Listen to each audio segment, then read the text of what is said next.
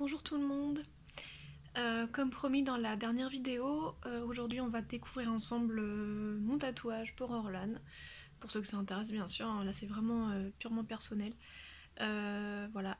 On est très différents les parents.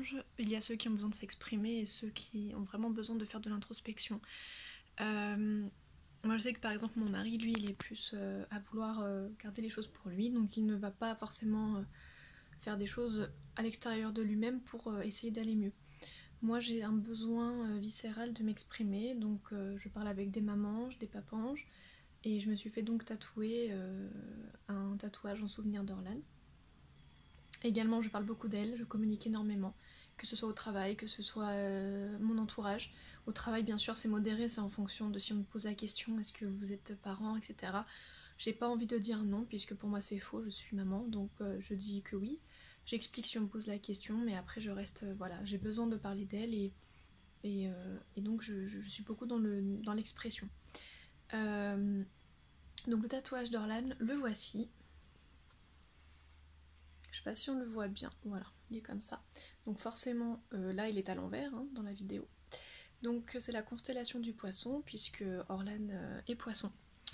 Vu que donc j'ai accouché le 25 février, voilà, suite à son cordon 4 fois autour du cou par césarienne. Voilà, donc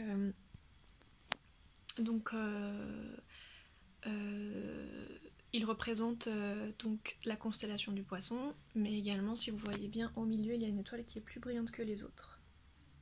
Voilà, donc cette étoile en fait c'est l'étoile d'Orlan qui est à son nom, car ma belle-sœur a eu la gentillesse d'offrir le nom d'Orlan à une étoile, comme je vous l'avais déjà dit précédemment. Donc j'ai demandé à ce que l'étoile d'Orlan ressorte plus. C'est pour ça qu'elle est blanche, pour qu'elle étincelle et qu'elle ressorte plus que les autres. J'ai laissé vraiment libre arbitre au tatoueur. Je trouvais ça important de le laisser créer. Moi j'aime pas en maquillage qu'on me dise trop quoi faire, donc j'aime bien aussi laisser les personnes professionnelles gérer leur travail puisqu'elles sont les plus à même à savoir ce qu'elles doivent faire. Et il a vraiment été génial. Quand il m'a proposé sur sa tablette ce tatouage, j'ai dit oui c'est exactement ça, c'était évident. Toutes ces couleurs, donc ce rose, ce violet, ce bleu, ça correspondait vraiment bien à ce que je voulais. Donc j'étais très satisfaite. Voilà, et donc ce qui est assez rigolo, petite anecdote, 2 jours avant, je prends en photo le ciel face à chez moi, parce que le ciel avait des couleurs. Et ces couleurs, c'était exactement ces couleurs-là, c'était rose, bleu et violet. Je vais essayer de vous faire un petit montage du ciel et du tatouage pour vous montrer un peu que les couleurs ressemblent. Donc j'ai trouvé ça hallucinant quand il m'a montré la tablette, le tatoueur, de voir que c'était les mêmes couleurs que le ciel. J'ai fait waouh, c'est quand même fou. Et je trouve que ça va bien pour un bébé. En plus le tatoueur ne savait absolument pas mon histoire, il n'était pas au courant. Donc quand je lui ai expliqué, forcément ça lui a fait tout drôle, mais voilà, il a ciblé ce qu'il fallait sans vraiment le savoir en fait.